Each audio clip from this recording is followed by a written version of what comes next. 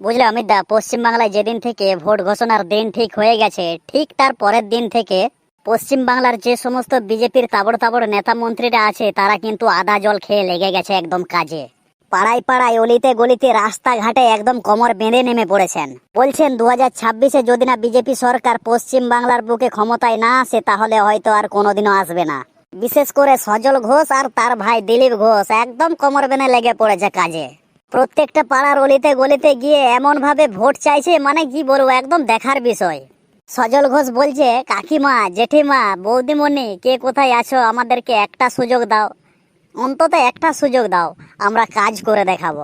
তারপরে যদি না কাজ করি তখন বলবেন।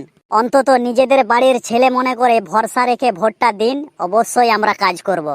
আমরা আপনাদের প্রত্যেকটা প্রকল্পের টাকা ডবল করে দেব।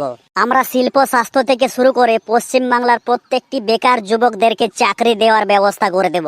যদি না করে দিতে পারি তাহলে আপনাদের পাড়ায় এসে আর কোনোদিনও মুখ দেখাবো না। আমি পশ্চিম বাংলার প্রত্যেকটি মানুষ সহ বাংলার মা বোনেদের কাছে অনুরোধ করছি, বিজেপির এই মিষ্টি মিষ্টি কথায় কখনো গলে যাবেন না। এদের দেওয়া মিথ্যা প্রতিশ্রুতি আর মিথ্যা ফাঁদে কেউ কখনো পা ফেলবেন না, তা না হলে কিন্তু বড় বিপদের মধ্যে পড়ে যাবেন আপনারা। আপনাদের এক একটি ভোট অসংখ্য মূল্যবান আগামী দিনে সরকার গঠন করার ক্ষেত্রে। তাই আপনার ভোটটি যাতে সঠিক জায়গায় পড়ে সেদিকে লক্ষ্য রাখবেন সবাই।